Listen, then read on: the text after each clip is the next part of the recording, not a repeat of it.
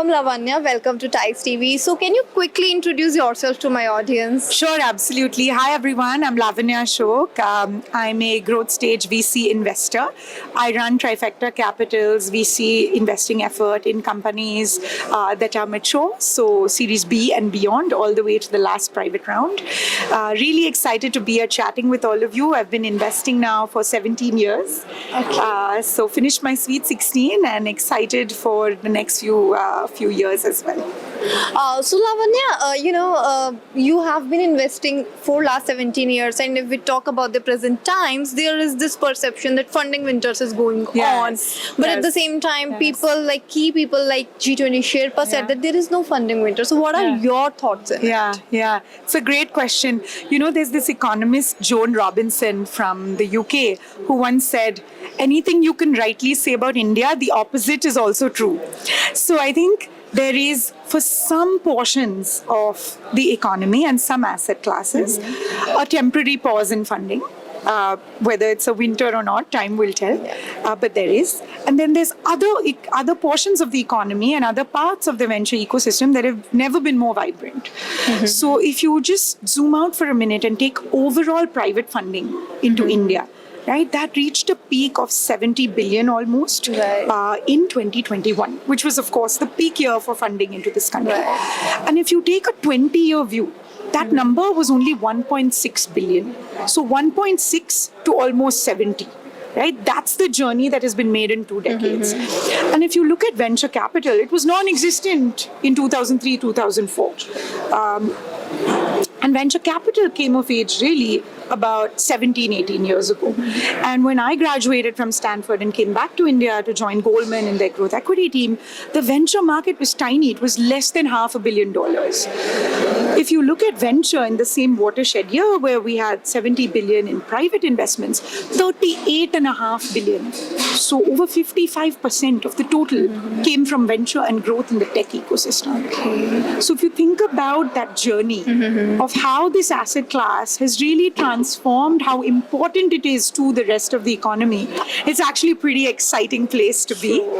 And looking forward, right, I don't want to ignore the funding winter question. What happened was a lot of companies, when you say that the ecosystem deployed 38.5 billion, companies took in that money. And so a lot of companies raised a lot more money than they needed for the next 1-2 years. So a lot of companies that were overcapitalized in that period where there was a lot of money chasing good companies said, I don't want to come back to the market now. And so the funding winter is also a function of a lot of companies in that growth stage saying, hey, I have a lot of money. I want to now focus on strengthening my unit economics, strengthening my operating performance. Let me come back to the market from a position of strength, maybe in 1-2 years. But the dry powder is there.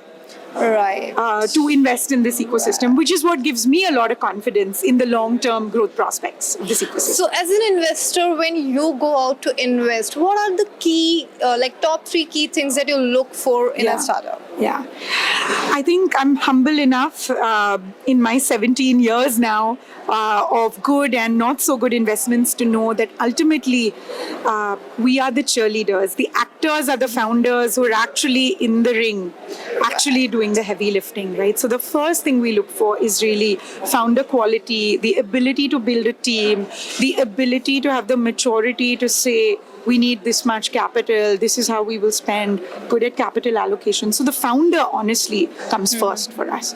The second thing we really look for is we have a lot of themes that we think are interesting for the next couple of decades of growth. So we look to see within those themes what we should go and pursue. So there's a lot of outreach we do on our own to various companies because we believe that certain segments of the economy will grow faster than certain others. So the second is really what theme is that founder actually building a business to satisfy, and are we big believers in the long-term growth prospects of that? And I think the third thing is most sort of analytical, which is the business itself, right? What is the business model? What is the revenue and P&L look like? What does the balance sheet look like? What are the growth projections for the future? How has the historic performance been? Are they well capitalized to go execute on these growth ambitions? So I'd say founder, the theme that the company is actually looking to execute to, and then the nuances of the business, its model, its financials, its future growth prospects, its unit economics. Those are the three I would need to have very high conviction on to move forward with an investment. All right. Also, if we see the startup ecosystem in India, the word unicorn is really buzzing.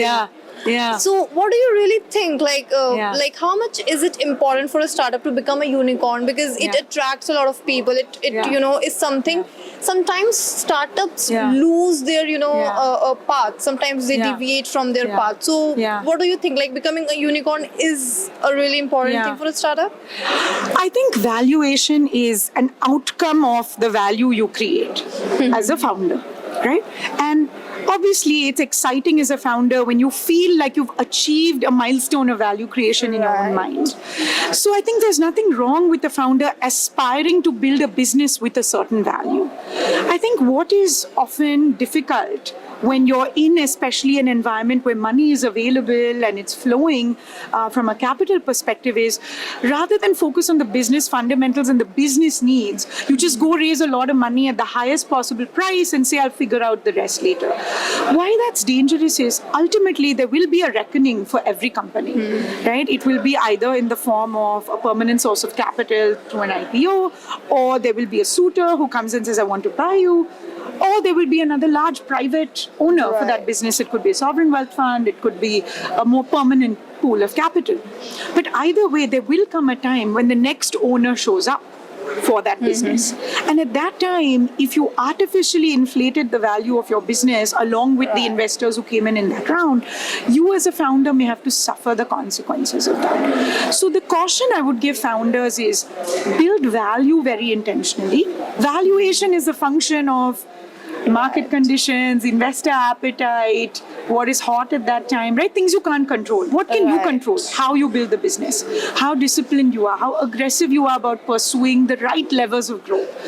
So I think it's always an exciting moment in a founder's life when they're recognized for all the hard work, because founders truly have the hardest job. Right. But I'd say don't pursue an artificial metric for its own sake, because that could come and bite you later in the next reckoning you have. One last thing I would like to ask you is, you have been investing since a time when technology was not at boom. Sustainable development, sustainable funding. These things were not buzzing in that time, and now you are in the present times investing, doing the same thing. So how your approach towards investments has changed over the year, or not changed, is evolved over the years? It's a great question. New asset classes have been created in the time I've been an investor in this country, right? Growth stage VC was not even an asset class because there were no great growth stage tech companies when I started here in 2009-10. And so we as investors have to be continuously nimble to the needs of the large markets these companies are serving. India is a really rapidly growing economy. We are now the 5th largest economy in the world. I couldn't have predicted this. The 3rd largest venture market, 5th largest overall market by GDP, right? We just overtook Britain. And so if you think about the purchasing power going from $2,500 to approaching 3-4 times that number, right? You're going to see a huge amount of discretionary consumption. You're going to see new businesses being created for the aspirational Indian. And so every business cycle brings with it new waves of opportunity. We're seeing a lot of investment in deep tech in India now. This was not really the case if you looked at 15 years ago. So I think it's our job to continuously find new avenues for growth and innovation. And it's the founder's job to keep executing with passion. Thank you so much, Lavanya, for your insights. It was nice talking to you. It was lovely talking to you. Thank you for having me.